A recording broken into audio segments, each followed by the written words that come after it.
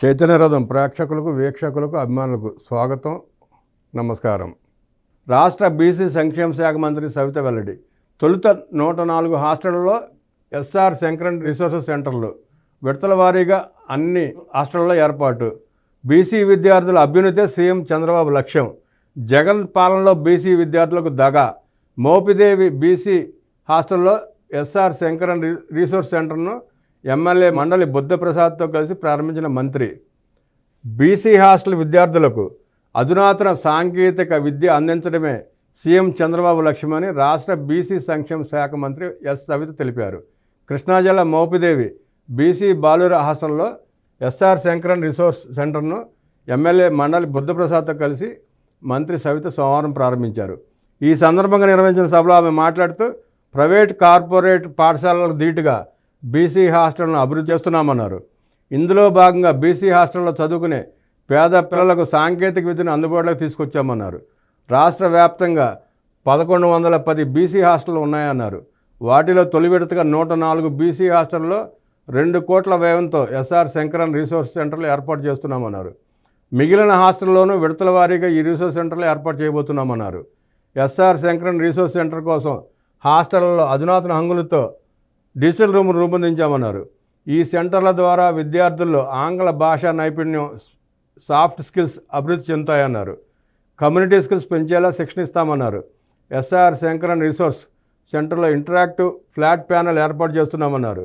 ఈ ప్యానెల్ ద్వారా పలు సబ్జెక్టులో సీనియర్ ఉపాధ్యాయులు నిపుణుల బోధనలతో పాటు కంటెంట్ కూడా లభిస్తుందన్నారు.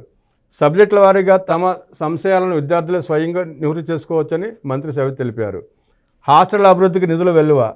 సీఎం చంద్రబాబు నాయుడు నేతృత్వంలో ఎన్డీఏ ప్రభుత్వం బీసీ హాస్టళ్లకు పెద్ద ఎత్తున నిధులు మంజూరు చేస్తోందని మంత్రి సవిత తెలిపారు. బీసీ హాస్టళ్ల మరమ్మతులకు 13.10 కోట్లు మంజూరు చేశారన్నారు. వంట సామాగ్రి, పిల్లల ట్రంక్ పెట్టెలు, దుప్పట్లు, ప్లేట్లు వంటి వస్తువుల కొనుగోలుకు 18 కోట్లు అందజేశామన్నారు. జగన్ రెడ్డి ప్రభుత్వం పెట్టిన డైట్, కాస్మెటిక్ బకాయిలు చెల్లించామన్నారు. ప్రస్తుతం ఎప్పటికప్పుడు డైట్, కాస్మెటిక్ ఛార్జీలు చెల్లిస్తోందన్నారు. సీఎం చంద్రబాబు ఆదేశాల మేరకు కృష్ణా జిల్లాలో ఉన్న 24 బీసీ హాస్టళ్లకు జిల్లా కలెక్టర్ డీకే బాలాజీ రూ. 3.37 కోట్లు మంజూరు చేశారన్నారు. బీసీ హాస్టల్ విద్యార్థులకు భద్రతతో కూడిన విద్య అందించడమే సీఎం చంద్రబాబు నాయుడు లక్ష్యమని మంత్రి సవిత తెలిపారు. అనంతరం విద్యార్థులతో కలిసి హాస్టల్లో మంత్రి సవిత మండలి బుద్ధప్రసాద్ మధ్యాహ్న భోజనం చేశారు. భోజనం నాణ్యతపై వారు సంతృప్తి వ్యక్తం చేశారు. హాస్టల్లో నిరంతరం వెలుగులు. బీసీ హాస్టల్ విద్యార్థులకు నిరంతరం వెలుగులు అందించడానికి తమ ప్రభుత్వం చర్యలు తీసుకుందని మంత్రి సవిత తెలిపారు. రాష్ట్ర వ్యాప్తంగా ఉన్న బీసీ హాస్టల్ అన్నింటిలో ఇన్వర్టర్లు ఏర్పాటు చేస్తున్నామన్నారు. విద్యుత్ నిలిచిపోయిన హాస్టల్లో చీకటి అలుముకోకుండా ఉండాలని సీఎం చంద్రబాబు నాయుడు ఇన్వర్టర్ల ఏర్పాటుకు నిధులు మంజూరు చేశారన్నారు.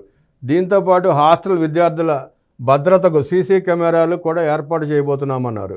తొలి విడతగా బాలికల హాస్టల్లో, తర్వాత బాలుర హాస్టల్లో సీసీ కెమెరాలు ఏర్పాటు చేయబోతున్నామన్నారు.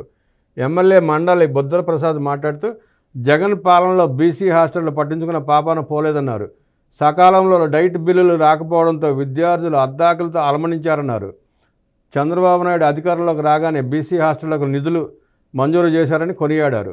AP Gauda corporation chairman Veranga Venkata Gurumurthy మాట్లాడుతూ చంద్రబాబుతోనే బీసీలకు మేలు కలుగుతుందని స్పష్టం చేశారు.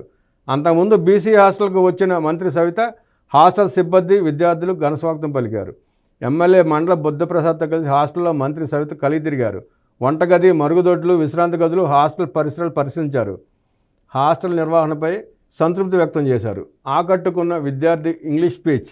బీసీ హాస్టల్ 9వ తరగతి విద్యార్థి కె కళ్యాణ్ అనర్గళంగా ఇంగ్లీష్ మాట్లాడిన విధానం మంత్రి సవిత, ఎమ్మెల్యే బుద్ధప్రసాద్ సహా హావతులను ఆకట్టుకుంది.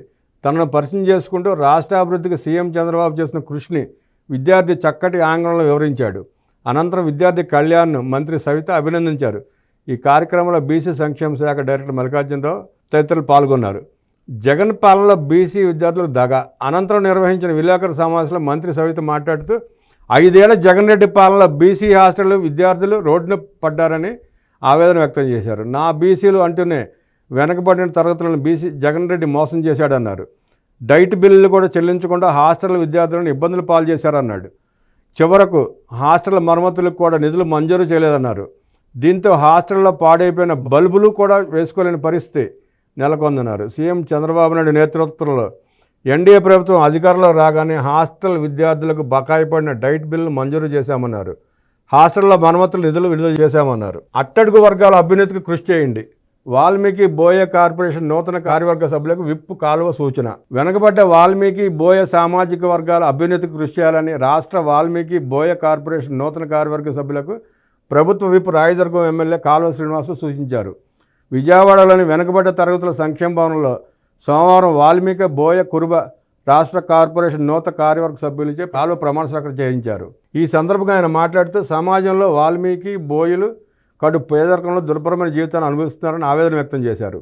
వారి జీవితాల్లో వెలుగులు నింపుతూ సామాజికంగా, రాజకీయంగా, ఆర్థికంగా ఎదగడానికి చేయూతనివ్వాలని పేర్కొన్నారు. రాష్ట్ర ముఖ్యమంత్రి చంద్రబాబు నాయుడు, యువనేత నారా లోకేష్లు తమపై ఉన్న ప్రత్యేక అభిమానం, నమ్మకంతో రాష్ట్ర పదవులకు ఎంపిక చేశారన్నారు.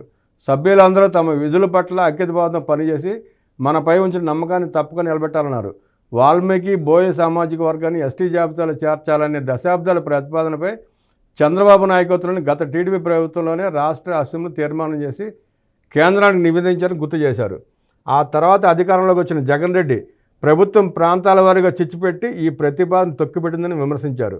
నేడు కేంద్రంలో, రాష్ట్రంలోని ఎన్డీఏ బలపరిచిన కూటమి పార్టీలు అధికారంలో ఉన్నందున ఎస్టీలో చేర్చాలనే న్యాయమైన సమస్యపై తప్పక సానుకూల నిర్ణయం లభించే వీలుందన్నారు.